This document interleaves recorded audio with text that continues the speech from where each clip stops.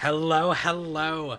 Newman2 here, and welcome back to the ever-growing world of my Digimon headcanons and what-ifs. In today's video, we will be diving into a brand new crossover universe. We're diving into a world of manga and anime, specifically one for magical girls. That's right, we are answering the age-old question, what if the cast of Cardcaptor Sakura had Digimon partners? So, some of you might notice, and this, you may have noticed it, I think I uploaded a TikTok, so you may have noticed it already, but I renovated the office. It is a completely different backdrop than what we had before. A lot more me, a lot louder, a lot more fun.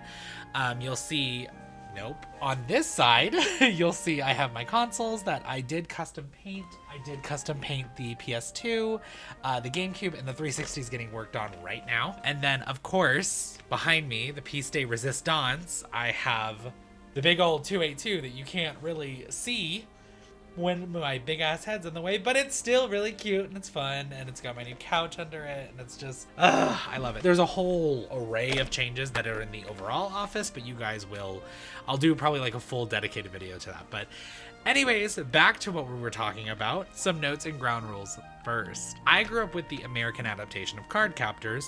More on that in a moment. So even with having watched this anime several times, I occasionally will get the names wrong or refer to them by their English counterparts. I will be designing crests for these characters, so should be a fun return to older form for me. Also, this is a video of my opinions, guys. I understand that you aren't all going to agree with me or each other, so let's just all try and be nice and civil in the comments. So not only will our quartet be discussed here, but also older brothers, misguided crushes, and magical rivals. But to divert from our usual method, let's save Sakura for last. For now, let's visit our sapphic queen, Tomoyo Daidouji. For anyone who grew up primarily on the English adaptation like myself, the original anime is longer, better, and gay as hell. I love it. Our team will be using the Digimon Pendulum X Digivice, mainly because it looks like a card. Could I have used the Digimon Tamers D arc? Yes. Could that have been better thematically? Also yes. Did I only not switch it because I already did way too much work on these presentations? Whatever. Who is our lovely queen partnered with? Songbirdmon. This recolor of Soundbirdmon was a tough sell in my own head at first, but I love a good, somewhat menacing partner being kind and sweet, so that's part of this Mon's appeal for me. Songbirdmon will digivolve to Melodymon. This time I de-leveled and recolored Sirenmon to be a more appropriate champion for our queer icon. Again, I'm focusing on song and sound for our girly here. Now, Tomoyo is nothing if not an amazing friend and partner to Sakura. She even goes as far to help Sakura obtain multiple cloud cards such as the song card. Her dedication and love will eventually unlock her crest of loyalty. No one imbues the crest of loyalty as much as our girl does, so it was an easy decision.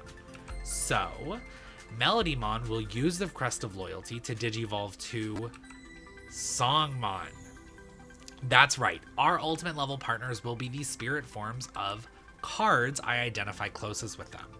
Songmon will take one on a more digital form once more though, as they digivolve to Solomon. A literal goddess, Venusmon was recolored to match our color themes and create the perfect vocal partner for Tomoyo. Which means Tomoyo is partnered with a Songbirdmon that digivolves to Melodymon, uses the crest of loyalty to become Songmon, and then lastly digivolves to Solomon.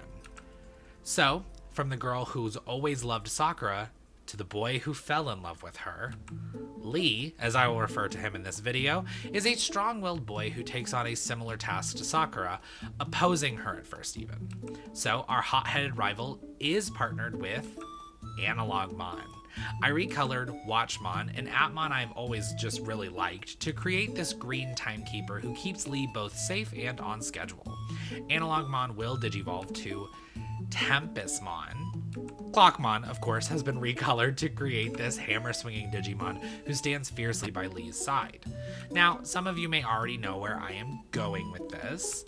Li's most powerful card, arguably, is the Time card, which he often uses to save the day in a split second at great personal risk to his own health and magical energy. Throughout his journey, Li slowly grows attached to Sakura, Tomoyo, and their other friends, diverting from his path of rivalry and antagonizing, which is why he is gifted the crest of Divergence. This crest represents Li's personal growth and moving away from his original single-minded goals. So, with all that being said, Tempestmon will digivolve to Timemon. This Digimon, being the true form of the Time card, showcases Li's most powerful ally. Timemon will digivolve to Continuummon. Not only did I recolor Wisemon, but I also leveled him up to be Mega level, as I felt the design here was a perfect next step for the Time card's true form. Our brave rival is partnered with an Analogmon who will digivolve first to Tempestmon, then use the crest of Divergence to become Timemon, and finally Continuummon. Sakura is not short on rivals though. Meiling is a stubborn but powerful girl. Throughout the anime, which she is exclusive to, we see it being regularly referenced that Meiling, though a more than competent fighter, does not possess any magical powers. I see a similar journey for Meiling in my universe, but she still goes out of her way to befriend a Digimon that claims her as their partner, even without a Digivice. When Meiling steps up to defend the little Mon, the powers that be grant her a Digivice, making Gaomon her partner officially.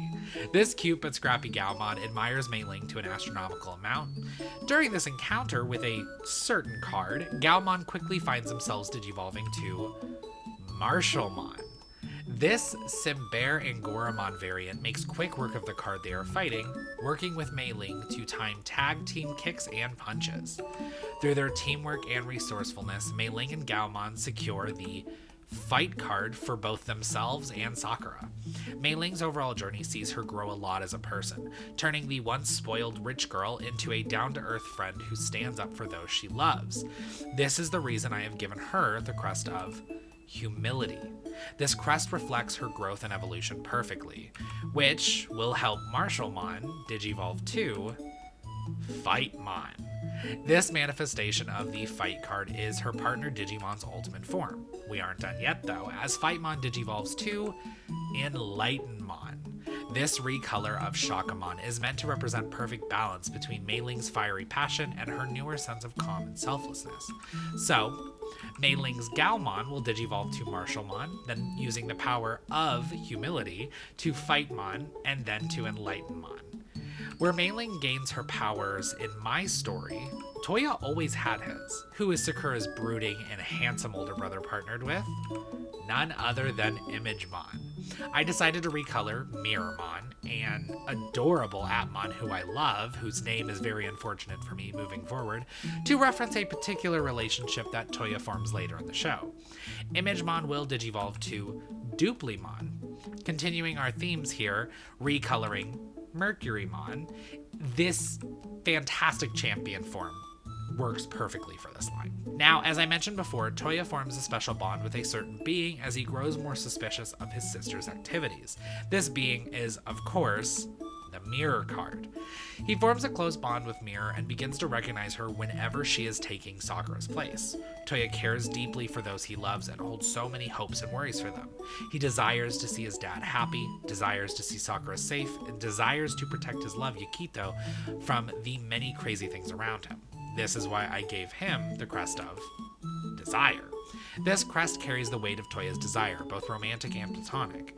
Using the crest of Desire, Duplimon can digivolve to Reflectionmon. Yeah, I wanted to use Mirrormon, but it is already a Digimon that I used here for a recolor, but either way, this is obviously the true form of the Mirror card.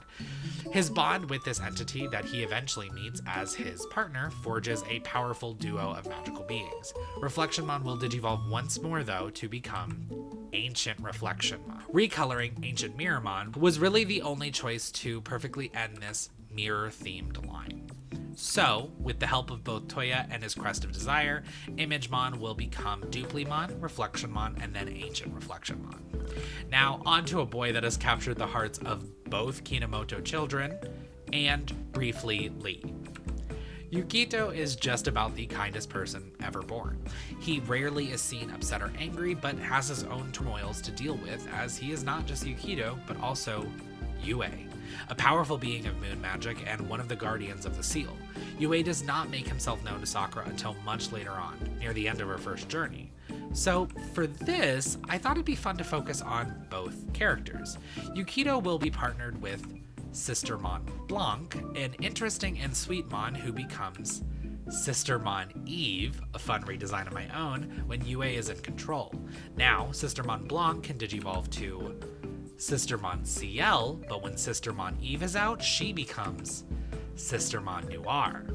So, for my story, Yue and Yukito are occasionally going to be able to split apart. They discover this while Sakura learns more about the powerful duo Light and Dark card. Finding this sort of duality in themselves, the pair are granted the crest of Balance, a crest that helps them grow to trust and appreciate one another.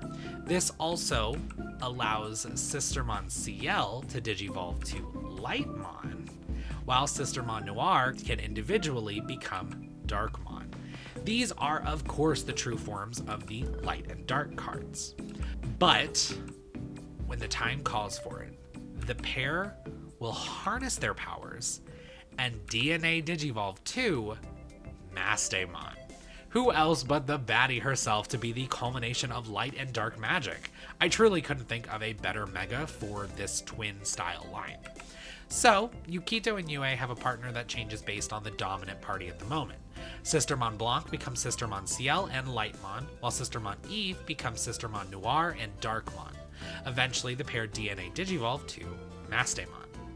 Now, once the cards are collected, a new and mysterious stranger arrives with friends in tow. One of those friends is Ruby Moon. This counterpart to Yukito and Yue is a fierce opponent who rarely holds back and genuinely seems to enjoy combat and battle games. This scrappy foe is partnered with the adorable yet swift Needlemon, a recolor of Harrismon who's often underestimated by their enemies. Needlemon will digivolve to Quillmon. Taking yet another Mon from Harrismon's line, this Philmon variant is an even stronger enemy for Sakura and friends to face. I wanted to continue the theme of card-based powers, so maybe in my story Ruby manages to hijack the powers of a particular card, maybe even one that mimics her own attack style and brutality, one like the Shot card. This card's power is drawn to Ruby, who is always excited and chipper. When the dust is settled though, I see Ruby earning the use of the Crest of Joy. Our trans queen, yeah, you heard me, it's canon, has a love for life that just can't be turned off, and I see her harnessing that as power. Said power will allow Quillmon to digivolve to Shotmon. Of course, the true form of the Shot card needs no real introduction, but it finds an even stronger power with their partner by their side, as they digivolve to Sharp Shotmon. Okay, I took the last Mon from Harrismon's line and recolored it, because Resenmon just creates the perfect follow-up to the Shot card, like Sorry Not Sorry, which leaves Ruby Moon and her Crest of Joy seeing Needlemon digivolve to Quillmon, Shotmon, and Sharp Shotmon.